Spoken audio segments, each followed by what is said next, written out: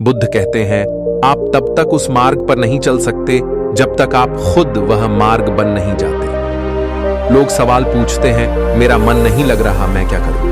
मेरा मन शांत नहीं रहता। मैं मन को शांत करना चाहता हूं, मैं एकांत में रहना चाहता हूं, लेकिन मन कहीं लगता ही नहीं है, हमेशा भटकता ही रहता है। आइए एक कहानी के माध्यम से इसे हम समझने की कोशिश करते हैं। एक गुरु अपने शिष्यों को ध्यान करना सिखा रहे थे। तभी एक शिष्य बोला, हे गुरु, मैं कुछ समझ नहीं पा रहा हूं, क्या मैं आपसे कुछ पूछ सकता हूं? गुरु ने कहा, हाँ पूछो। शिष्य बोला कि मैं पानी पीता हूं तो मेरी प्यास बुझ जाती है, या कोई और पानी पीता है तो उसकी प्यास बुझ जाती है, तो ये ध्यान के संबंध में क्यों नहीं होता? जब हम आपके कहे अनुसार एक जैसा ध्यान करते हैं तो फिर हम में से कोई पहले, कोई बाद में, तो कोई कभी भी ध्यान की स्थिति प्राप्त नहीं कर पाता है। ऐसे क्यों होता है? जैसे पानी पीने से सबकी प्यास बुझ जाती है, वैसे ही ध्यान से भी सबके ज्ञान चक्षु खुल जाने चाहिए, पर ऐसा नहीं होता। गुरु ने कहा, कल किसी ने भोजन पर हमें आमंत्रित किया है, कल तुम मेरे साथ चलना, मैं तुम्हारे प्रश्नों के उत्तर वहीं दूंगा। अगले दिन दोनों गुरु शिष्य एक धनी व्यक्ति के घर पहुंचे।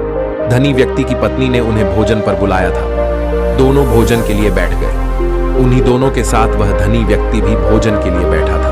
उसने अपने सभी नौकरों से चिल्लाकर कहा, यह क्या बेकार सा भोजन बना के रखा है, इसमें कोई स्वाद ही नहीं है। वह भोजन की थाली फेंककर नौकर से बोला, जाओ कुछ ढंग का भोजन बनाकर लाओ। उसकी पत्नी ने दोनों गुरु शिष्य से क्षमा मांगकर भोजन परोसने लगी। दोनों ने भोजन किया। गुरु ने अपनी थाली में 2 रोटी छोड़ दी। गुरु ने उस स्त्री से कहा, बेटी, क्या तुम ये 2 रोटी मुझे बांध कर दे सकती हो? उसने वो रोटी बांध दी। इसके बाद वो दोनों वहां से निकल गए। रास्ते में गुरु ने शिष्य से पूछा, तुम्हें भोजन कैसा लगा?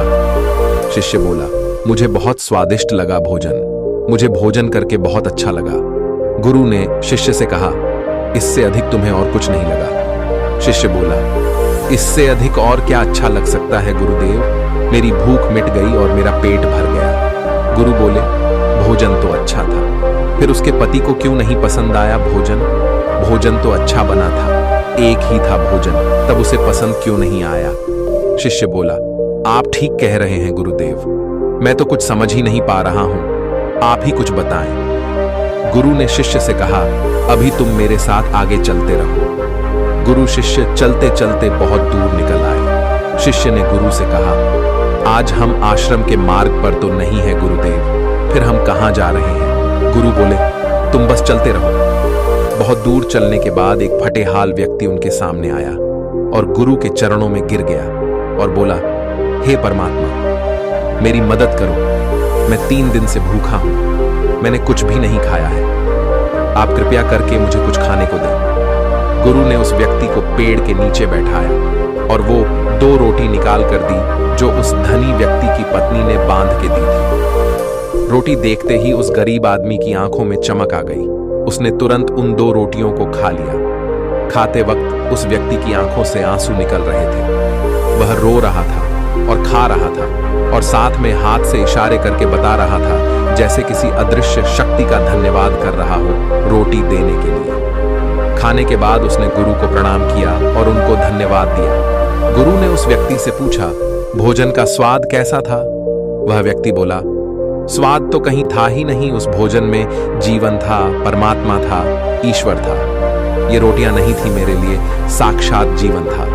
यह कहकर वह व्यक्ति वहां से चला गया। गुरु ने शिष्य से कहा, देखो भोजन वही था, लेकिन एक आदमी को इसमें स्वाद नहीं आता। तुम्हें इसमें स्वाद आया, तुम्हें वह भोजन पसंद आता है, लेकिन वहीं इस व्यक्ति को इस भोजन में स्वाद नहीं आता, बल्कि इसमें परमेश्वर, ईश्वर और जीवन को देख लेता है। इससे पता चलता है कि व्यक्ति और भोजन की तृप्ति में भी अंतर है। पहले व्यक्ति की इसमें कोई तृप्ति नहीं होती, तुम्हें थोड़ी तृप्ति होती है, और इस व्यक्ति को अनंत तृप्ति हुई। ऐसा ही ध्यान के संबंध में होता है, जिसको जितनी ज्यादा प्यास होती है वह उतनी ही जल्दी मार्ग बना लेता है। उस शिष्य की जिज्ञासा का समाधान हो गया। उसे उसके प्रश्नों का उत्तर मिल गया था, लेकिन हमें हमारे प्रश्नों का उत्तर नहीं मिला। हमारा प्रश्न था, मन क्यों नहीं लगता? जो लग जाए वो मन नहीं होता। मन का स्वभाव ही है भागना। जब हमारे पास कोई चीज अत्यधिक होती है तो मन उससे भागने लगता है। जैसे उस धनी व्यक्ति का मन उस भोजन से भाग रहा था जो उसके लिए आम बात थी। लेकिन जब कोई चीज हमारे पास सीमित मात्रा में होती है और हमें मिल भी जाती है, तब हमारा मन उससे जुड़ा भी रहता है और हम उस चीज की थोड़ी बहुत अहमियत भी रखते हैं। जैसे उस शिष्य का मन जो थोड़ा बहुत उस भोजन से जुड़ा हुआ था, तो उसने उस भोजन के स्वाद को जाना। लेकिन जब हमें कोई चीज चाहिए होती है और वह हमारे पास नहीं होती है, तो पहले हमारा मन उस चीज के लिए बहुत लालायित रहता है। वह हर हाल में उसे पा लेना चाहता है। लेकिन जब कोई चीज प्राणों से जुड़ी हो, जैसे वह 2 रोटी, और जब बात प्राणों पर आ जाए तो मन गायब हो जाता है और आप स्वाद नहीं देखते, तब आपको सिर्फ भोजन चाहिए होता है। उस वक्त जो भोजन मिले उसी में मन आनंदित हो जाता है, क्योंकि वह भोजन उस वक्त आपके प्राण बचाता है। और ये तब होता है जब मन नहीं होता है।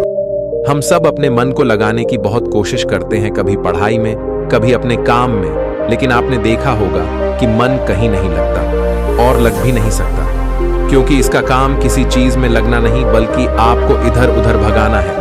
एक चीज आपको मिली नहीं कि दूसरी चीज की ओर ले जाना, फिर किसी तीसरी चीज पर ऐसे करते करते यह हमें इधर उधर भटकाता रहता है। हमारा मन संतुष्टि को नहीं जानता, यह केवल पाना जानता है और पाने के बाद भूलना जानता है। जो मिल गया उसे छोड़ने की और जो छूट गया उसे फिर से पा लेने की आदत मन की होती है। अपने भूत में झांक कर देखिए, क्या कहीं पर भी आपका मन लगा है? क्या कभी रुका है? वह केवल आपको भगा रहा है और आप भाग रहे हैं। अब सवाल आता है, क्या हम अपने मन के हिसाब से जिंदगी भर भागते ही रहेंगे? क्या हम कहीं नहीं रुकेंगे? ध्यान से देखा जाए तो जिंदगी ऐसी ही है, पैदा होते ही भागना शुरू होता है और ये मृत्यु तक ऐसे ही चलता है। लेकिन कुछ इंसान भागना बंद कर देते हैं, फिर चीजें उनके पीछे भागती है, जैसे कि गौतम बुद्ध। उनकी तरह ही हम साधारण लोग कैसे अपने जीवन में ठहराव ला सकते हैं, कैसे अपने मन को नियंत्रित कर सकते हैं, इसका एकमात्र रास्ता है और वह है ध्यान अवस्था लाना। जैसे किसी लड़की को बांसुरी बजाना पसंद है तो वह उसमें खो जाएगी।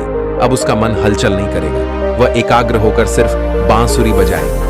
कोई टीचर अपना विषय पढ़ा रहा है तो वह भी उसमें पूरी तरह खो जाता है, क्योंकि वह पढ़ाता नहीं है बल्कि उस विषय को जीता है। पढ़ाते समय उसका मन हलचल नहीं करता, भूत और भविष्य को छोड़ वह वर्तमान में जीता है। यह सब ध्यान ही तो है, जब मन एक जगह टिक गया और खो गया एक बिंदु पर। जो व्यक्ति जो है, अगर वही होने लगे तो उसमें खुद से ही ध्यान घटित होने लगेगा। जब आप कुछ पाने की कोशिश करते हैं तो मन भागता रहता है उसके पीछे। सब कुछ पा लेते हैं, फिर भी अधूरा सा ही रह जाता है। यह अधूरापन कभी पूरा नहीं होता। जहां आपको एकाग्रता मिल जाए, समझ लेना वही आपके लिए बना है, जिस पर चलकर आप संपूर्ण हो सकते हैं। दोस्तों, आपने क्या सीखा इस वीडियो से और कैसी लगी आज की वीडियो, कमेंट करके जरूर बताना। धन्यवाद।